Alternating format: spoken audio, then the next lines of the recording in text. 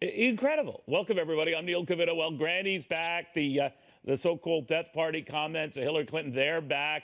On Republicans or the party behind it, Angela Morabito right now with Red Alert Politics on where this is going. Now it's out of control, Angela. What do you make of all of this?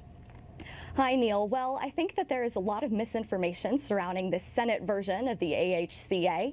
And I think that the most important things, that people really care about are, will my insurance premium get less expensive? Will it be easier for me to get a doctor's appointment and to see a doctor, even if you're doing that out of pocket? It addresses a lot about Medicaid, but the bill doesn't address those things. You know, one of the things that comes up in this discussion is how you can have a rational argument about what's too little versus too much care, what's expensive versus not quite as expensive. On both parties count. But when you start throwing around things like, hundreds of thousands are going to die and it's unavoidable and you better watch it.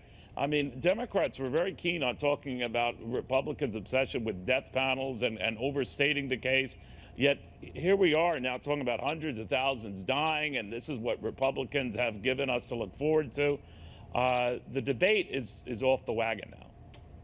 Absolutely. Well, I mean, you look at the scare tactics that are coming out. I read today that it was going to be 16.5 million people will lose their insurance plans.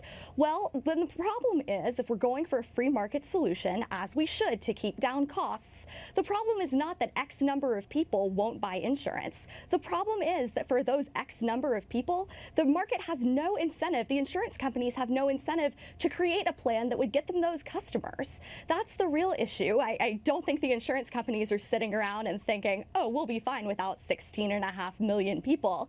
They want those customers, but because of government constraints on what insurance companies can do, the insurance companies can't really offer the kind of plans that millions of people want to buy.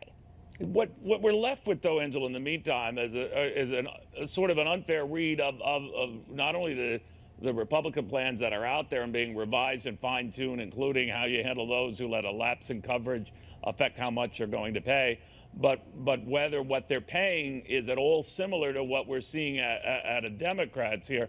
But the fear tactic is something the likes of which I don't think I've seen in quite some time. Absolutely. They're trying to scare people. And then the latest lie from the left is this is a cut to Medicaid. This does not cut Medicaid spending. It actually increases it. It just increases Medicaid spending at a lower rate than Democrats would like. And when we're coming up on $20 trillion in debt and we're all already paying too much for health care, whether it's to an insurance company or to the government and a penalty tax, it's already too expensive. So cutting cost is not the same thing as we're going to shut down the program and people are going to die. That's not true. You said it better than I, Angela. Thank you very, very much. This extreme view back and forth as to whether that's justified.